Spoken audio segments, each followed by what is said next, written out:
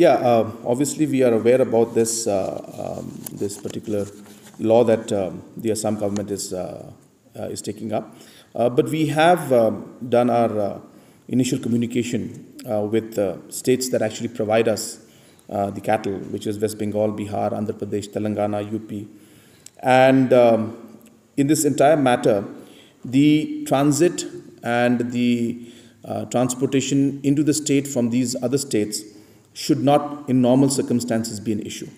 So, therefore, all steps will be taken from our side to ensure that this transit of the cattle that is meant for Meghalaya should not be hampered because of the law that's being passed by Assam. But we have not seen the copy of the law, what it says. We'll need to examine what the terms and conditions are and how they plan to do it. And obviously, if there is an issue which is there that's going to hamper our people and our economy, the matter will be taken up not only with Assam government, but we will try to ask central government also to intervene in the matter.